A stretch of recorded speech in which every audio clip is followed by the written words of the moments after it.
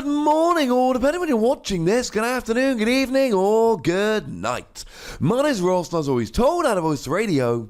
So today, we need to be taking a little bit of a look at Alolan Sandslash GX. That's right, ladies and gentlemen. Alolan Sandslash has had a couple of cards in the Pokemon trading card game. One from Guardians Rising, which was pretty interesting, but never really saw a huge amount of play. A little bit sick of draw cards. And we had a second one that came around in Ultra Prism that was kind of interesting, but never really saw any play. So, is this new Alolan Sandslash a little bit interesting? And is there any chance it might actually see a little bit of play? Now, our translation here comes from the lovely Antoine Boulet, who has been helping us out a lot lately. And if we start off with the basics, 200 HP is about right for a Stage 1 GX. There's plenty of them out there like Naganadel that have 210, but there's plenty of them out there like Lycanroc that end up at 200, so, you know, call it a draw, ladies and gentlemen. Call it a draw. It's got a retreat cost of 2, which is just kind of annoying. We don't like retreat costs of 2. It's got a weakness to metal, which is honestly fine. There just aren't lots of good metal Pokemon out there at the moment, so it doesn't really matter. We're okay with this. Metal Pokemon are not really at the center of the metagame at the moment, so that means that you can play something like this that is weak to metal, and you won't need to worry your pretty little head about it. And you are a water Pokemon. That means that you are hitting weakness against stuff like Reshiram and Charizard, like Blacephalon, for instance. So, in that regard, yeah, you're alright, ladies and gentlemen. You're alright. Also means you can take advantage of stuff like Crash Awake, for instance, to go and search out some of your cards. If that's what you're in the mood for, you can use a combination of Naganadel and Quagsire to accelerate energy and move it up into the active. Nice.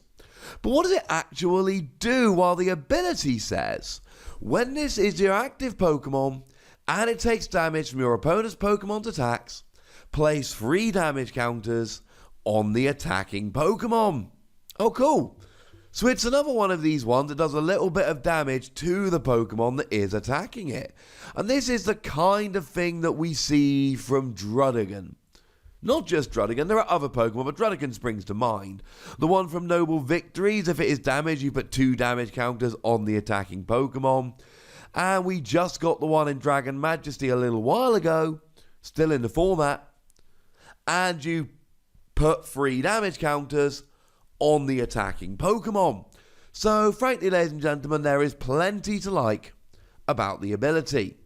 And the extra 3 damage is good. It means you're going to hit those numbers a little bit more easily. It's not as good as something like Spell Tag, because Spell Tag lets you put 4 damage counters wherever you like, really set up the key KOs you're looking for. But then again, it's when your opponent attacks you, it's not the only tool you can put on a Pokemon and waiting for a KO, etc, etc. It's a nice little bonus. It's probably not a reason to play the card. You give up 2 prizes, 200 HP isn't gigantic, but it is a handy little bonus. It's going to make your opponent think twice before attacking you. It's going to make sure that they have to really plan their attacks out. They're going to have to make sure that they don't attack. I mean, we're going to have a look at the numbers in a minute, but you can see that the main attack hits 120. So let's say that a Reshiram and Charizard hits into you. Well, all of a sudden, they go down to 240 HP remaining.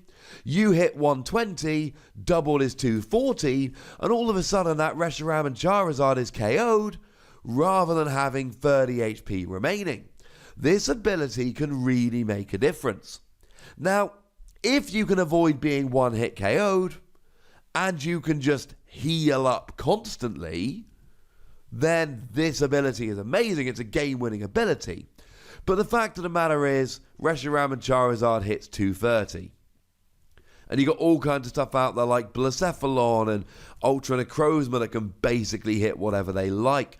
Mewtwo and Mew is a card that's seeing a huge amount of play, and they can copy stuff like Reshiram and Charizard, or the new Dragonite, for instance.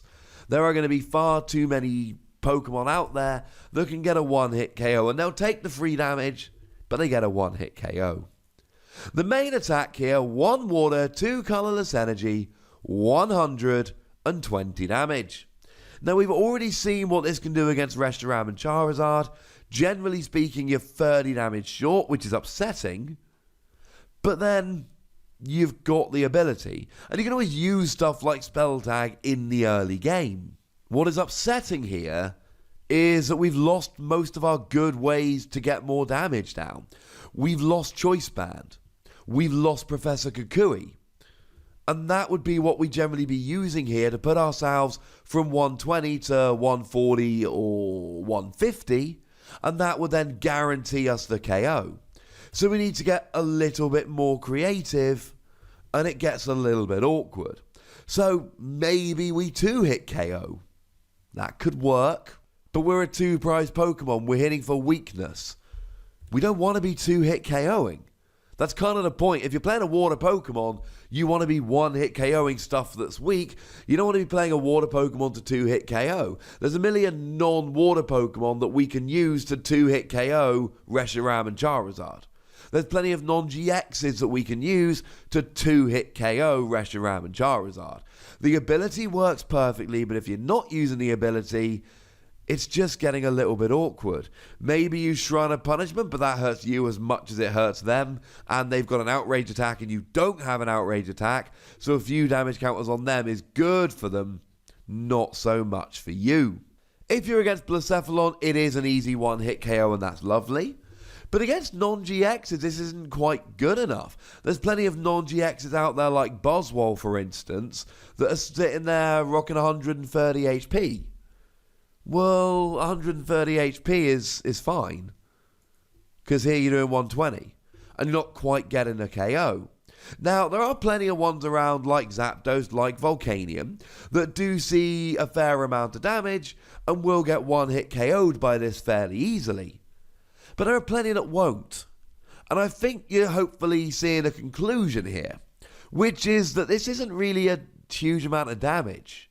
You're not getting a 1-hit KO on Reshiram and Charizard. You're not getting a 1-hit KO on a whole bunch of non-GXs. You're doing fine, but you need to do a bit more damage. Yes, there's a phenomenal combo here with the ability. No arguments there. But the ability is when they attack. So you're relying on them attacking into you to take the damage, and then you can hit them. And they can always use stuff like Custom Catcher or the upcoming Great Catcher to try and make sure that they're hitting the bench instead. Not loving it. In terms of the energy, we have got Naganadel Quagsire, which will work perfectly. This is a candidate for triple acceleration energy. So in terms of paying the energy cost here, we're fine. I'm just underwhelmed by the damage. But can the GX attack save us? Well, for 1 water and 2 colourless energy, it does 100 damage to each of your opponent's Pokemon with any damage counters on them. Now, this is a GX attack, ladies and gentlemen. This I am a big, big fan of. This makes me very, very happy indeed. Now, if we compare it to something like Necrozma GX, Necrozma GX does 100 damage, but only to EXs and GXs.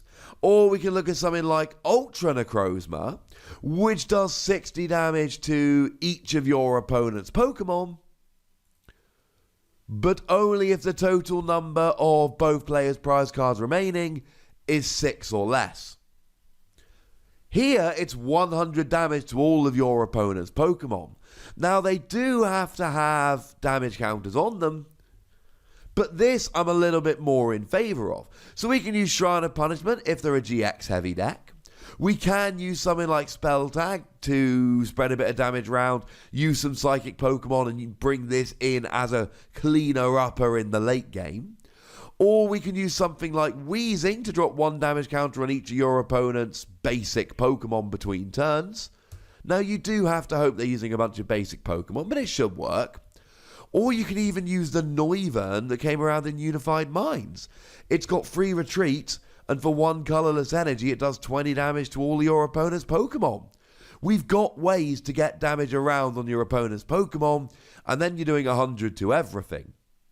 And there's nothing to stop you using stuff like Noivern or Spell Tag or whatever, and then just winning the game with Alolan Sandslash. Unless your opponent plays healing. If your opponent plays healing, that would be bad. Or if they play something like Mew, for instance. Now, Mew would only stop something like Noivern. It wouldn't stop the damage counter from Spell Tag or Shrine of Punishment, but it would be enough to be annoying and slow you down a bit. It's a good attack. It takes some setup. It's not always going to be perfect. It takes a minute to get going. You've got to set up for this. But when it works, it's amazing. The ability's a nice bonus, the main attack is underwhelming, but this GX attack is a kind of thing that can completely close out a game. But you have got to really prepare for this. You have got to set your opponent up to have a bunch of damage on all of their Pokemon, and then this will sweep and win the game. You have been warned. I'm giving this free Wassies. I can see it being teched in for the GX attack. That means you should have a copy in your binder. It's not a terrible Pokemon outside of the GX attack, but it is somewhat underwhelming. But I'd like to know what you think about it, ladies and gentlemen, so let me know in the comment section. Go nuts, be nice. And then make sure you like this video, subscribe to this channel, follow me on Twitter at @TheWazzy, and Twitch for some live action at twitch.tv/PTCGRadio. If you want to support the channel, get some bonus podcasts and all that, head on over to patreon.com/PTCGRadio, where you can do exactly that. And please do make sure you're checking out youtube.com/WassyPlays, where we talk about a whole bunch of games that don't even have any Pokemon in. But by far the most important thing, as always, look after yourselves till next time.